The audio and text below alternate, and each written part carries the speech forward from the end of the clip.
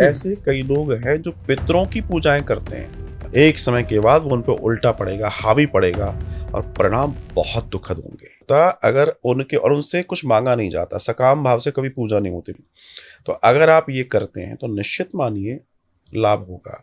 ऐसे कई लोग हैं जो पितरों की पूजाएं करते हैं, जिन्होंने पितरों को स्थान दिया, चबूतरे बना रहे घर पे मतलब पितृ देवता के नाम से बहुत सारे पितरी बना रखी है, एक पत्थर है उसको पितृ के रूप में पूज रहे हैं, ऐसे बहुत सारे। तो प्रश्न ये है कि क्या ये सही है? ये 100% गलत है। क्योंकि आप जब उनकी पूजा करेंगे तो आप कुछ मांगेंगे, और आप मांगेंगे तो भगवान श्री कृष्ण ने गीता में कहा है कि जो लोग भी इस तरह की सकाम भाव से पूजा करते हैं पितरों की, वो प्रेत और पितृ ही बनते हैं और उनके जीवन में दुख हमेशा मिलेंगे। अच्छा, वो क्या सोच रहे हैं, हमने उनसे मांगा हमें मिल गया, चलो तत्कालिक तो मिल गया, लेकिन दीर्घकालीन समय में आत्मा मुक्त होने के लिए या बंधने के लिए, ये तो हम जानते हैं। हमने क्या करा क्या कि हमारे कुल को देखो, हम कुछ नहीं करें लेकिन तुम हमें बना बना के देते, कब तक करेगा? एक समय के बाद वो उन पर उल्टा पड़ेगा, हावी पड़ेगा और परिणाम बहुत दुखद होंगे और हो रहे हैं। मैंने कई लोगों को जो कर रखे थे फिर उनको विसर्जन करवाया, आज वो खुशी की जिंदगी जी रहे हैं। पता पड़ा खेत में स्थान दे दिया, किसी ने कहीं दे दिया। ये चल रहा है। ये क्यों चल रहा है? ये सिर्फ लालच से चल रहा है, अज्ञान से चल रहा है। और कुछ तथाकथित ऐसे लोग हैं जिनको लगता है कि इस बहाने ग्रामीण अंचल में हम कुछ पैसा बनाते रहेंगे, इनको बेवकूफ बनाते रहेंगे। मतलब कहने का मतलब है कि जब पितृ की हम पूजा मतलब श्राद्ध करते हैं तो उस समय हमें कुछ भी नहीं मांगना चाहिए, उस समय सिर्फ आशीर्वाद, सिर्फ आशीर्वाद। आपका आशीर्वाद हम पे बना रहे। शायद गलती से ये मैं भी भूल कर रहा था आज तक।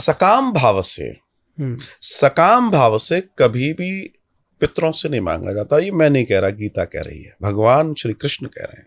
ओके। कभी नहीं मांगा जाता। आप उनकी सेवा कीजिए, आप उनके लिए जो कर सकते हैं कीजिए, है ना, लेकिन आपको स्पेशली अपने लिए कुछ नहीं मांगना कि मुझे ये चाहिए, मुझे बंगला चाहिए, मुझे ये चाहिए।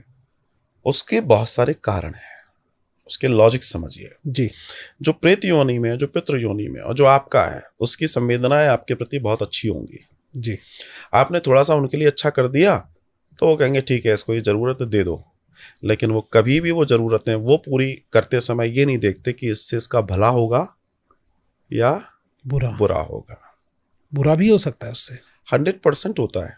अब आप कहेंगे 100% में क्यों कह रहा हूं? हाँ। क्योंकि ज्यादातर बुरा ही होता है।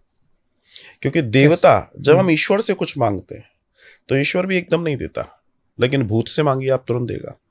हाँ, ये मैंने सुना है। तुरंत देगा।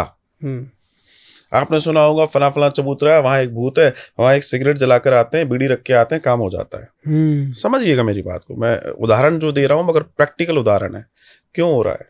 सोचिए, जो एक आत्मा सिर्फ इतने से पदार्थ के ऊपर, वो भी उसके वश में है, तभी तो वो उसकी डिमांड है, वो उसके बस में। और तुमने उनसे कहा कि साहब मुझे साइकिल दिलवा दो, मोटरसाइकिल दिलवा दो, पता पड़ा आप उससे गए, एक्सीडेंट हो गया।